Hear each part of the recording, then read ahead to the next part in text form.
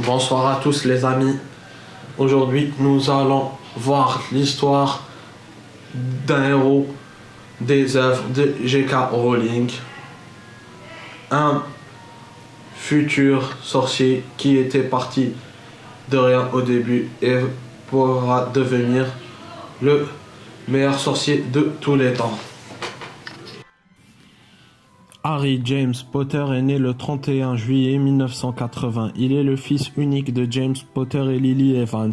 Il est aussi le seul être humain connu pour avoir survécu au sortilège de la mort jeté par Voldemort. De cette tentative de meurtre est restée gravée sur son front une cicatrice en forme d'éclair. Harry mène une vie heureuse avec ses parents avant qu'ils ne soient assassinés. La famille a un chat que Harry faillit tuer avec le balai jouet que lui a offert son parrain. Harry vit à Godric Hollow avec ses parents. Il se cache sachant qu'ils sont traqués par Voldemort qui avait entendu une partie de la prophétie rapportée par Severus Rock. Leur maison est placée sous la protection d'un sortilège de fées Sirius Black étant leur gardien du secret. Ce dernier propose plus tard de changer de gardien du secret et de choisir Peter Pettigrew à la place, croyant qu'il serait moins soupçonné par Lord Voldemort du fait de sa faiblesse et de son manque de talent. Mais que de Verre, qui est déjà au service de Voldemort, trahit les Potter et Voldemort se rend à Godric Hollow le 31 octobre 1981. Il assassine d'abord le père de Harry, puis demande à sa mère, qui protège Harry, de se pousser un pain qui puisse le tuer. Elle refuse, Voldemort la tue, faisant couler dans les veines de Harry la protection ultime, celle de l'amour, et pointe sa baguette sur Harry. Lorsqu'il lance un sortilège de la mort, la protection de Lily opère. Le sort ricoche, laissant à Harry une cicatrice et retourne à l'envoyeur. Voldemort ne meurt pas, protégé par ses Horcruxes, mais un morceau de son âme se détache et trouve refuge dans la seule personne vivante, Harry. Hagrid vient ensuite chercher Harry dans les ruines de la maison sur ordre de Dumbledore, et Sirius, qui est là aussi, lui prête sa moto volante pour le transporter plus facilement. Albus Dumbledore dépose Harry sur le perron des Dursley avec une lettre expliquant les sortilèges qu'il a mis en œuvre pour que Harry soit en sécurité au cas de Private Drive tant qu'il s'y considère comme chez lui. Harry mène une vie très difficile chez les Dursley. Étant des moldus, ils ne comprennent rien à la magie et ne veulent entendre parler de rien d'anormal. Ils voient donc Harry comme un parasite et il est toujours relayé au second rang, derrière son cousin Dudley. Il hérite de ses vieux habits, beaucoup trop grands pour lui, et dort dans un placard à balai sous l'escalier, infesté d'araignées, alors que son cousin a 2 chambres pour lui tout seul.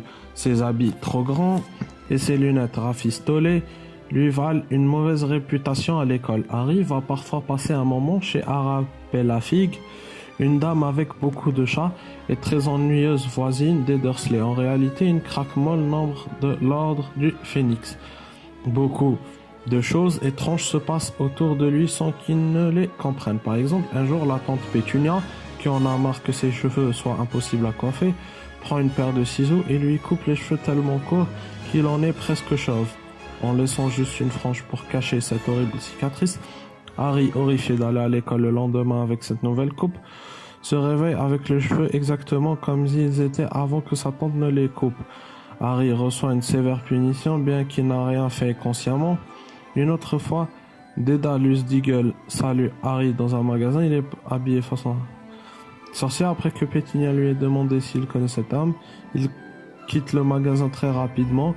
Un jour à l'école, alors qu'il est poursuivi par la bande à Dudley, Harry saute derrière une poubelle pour s'y réfugier et se trouve perché sur le toit de la cantine. Les Dursley reçoivent une lettre furieuse de la directrice disant qu'il s'amuse à escalader les bâtiments de l'école, et Harry reçoit la plus grosse punition de sa vie. Enfin, lorsqu'un jour sa tante essaie de lui faire enfiler un horrible pull marron à pompons, le trou de la tête rétrécit au fur et à mesure qu'elle essaie de lui mettre, concluant qu'il la rétrécit au lavage. La tante Pétunia abandonne et Harry ne reçoit aucune punition ce jour-là. Le jour des 11 ans de Dudley, les Dursley amènent Dudley au zoo avec son ami Pierre Polkins. Malheureusement pour eux, et heureusement pour Harry, Monsieur G Rick s'est cassé une jambe et ils doivent emmener Harry avec eux au zoo. Harry fait disparaître la vie du vivarium d'un boa constrictor avec lequel il a discuté en fourche-langue. Le serpent le remercie et s'échappe. Effrayant tous les visiteurs, cet incident voit Harry être enfermé dans son placard à balai jusqu'au début des vacances. La semaine de son 11e anniversaire, Harry reçoit des centaines de lettres provenant de Poudlard. Quand ils lisent la première lettre, Vernon et Pétunia Dursley prennent peur en voyant l'adresse dans le placard sous l'escalier et craignent de payer pour le mauvais traitement qu'il lui inflige. Harry est donc autorisé à déménager dans la plus petite chambre de la maison, la deuxième chambre de Dudley dans laquelle il stocke ses jouets et ses livres d'école. Minerva McGonagall, directrice adjointe à Poudlard, sait que Harry ne reçoit pas ses lettres et envoie de plus en plus l'oncle Vernon brûle les lettres dans une vaine tentative d'empêcher Harry de devenir sorcier comme ses parents. Mais elle arrive encore plus grand, sortent même de la cheminée à tel point que les Dursley ne voient plus qu'une seule alternative. Quitter temporairement la maison et essayer de semer l'expéditeur, l'oncle Vernon est paniqué. Il s'arrête plusieurs fois au beau milieu de nulle part et puis dans un hôtel où il passe la nuit, mais ça ne pas suffisant car Harry reçoit encore des centaines de lettres à la réception de l'hôtel. Vernon décide enfin de s'installer dans une petite cabane au sommet d'un rocher en pleine mer.